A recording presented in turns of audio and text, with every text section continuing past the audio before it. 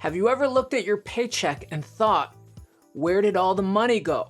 You're not alone, and the answer usually comes down to one simple thing: the difference between gross pay and net pay. I'm Noel a CPA and tax resolution specialist, and today we're breaking down what those two terms really mean, how they affect your paycheck or those of your employees, and why it's so important to understand the difference. Whether you're running a business, hiring your first employee, or just trying to make sense of your own earnings, this video will give you the clarity you need.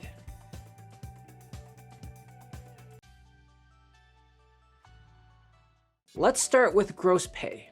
Gross pay is the total amount of money you earn before anything gets taken out. No taxes, no insurance, no retirement deductions, just the full amount you agreed to when you got hired. So if you're earning $25 an hour or have a $60,000 annual salary, that's your gross pay.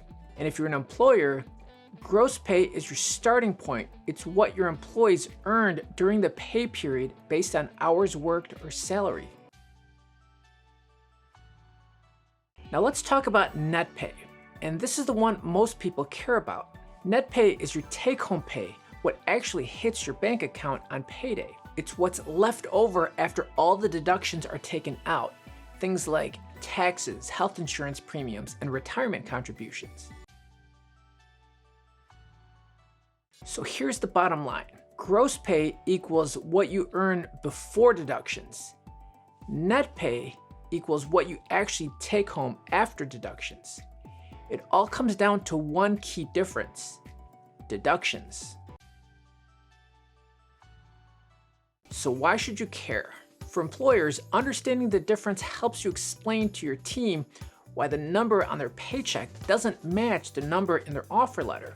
And for employees, this helps you budget more accurately because what you spend day to day is based on your net pay, not your gross salary. Make sense? Let me know in the comments if it doesn't. Let's look at a quick example to bring this home. Imagine Maria. She's an operations manager earning $100,000 a year.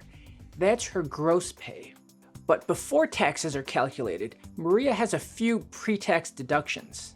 She contributes 10% or $10,000 to her 401k retirement account. She also pays $500 each month for health insurance. That's $6,000 a year. That brings her taxable income down to $84,000. Then come the mandatory tax withholdings, federal income tax, FICA taxes, that's Social Security and Medicare, and maybe state and local income taxes depending on where she lives.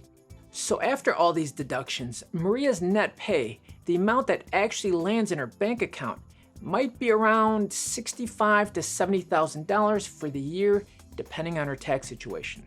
Whether you're just starting your career or you've been running payroll for years, understanding the difference between gross pay and net pay helps everyone get on the same page when it comes to paychecks.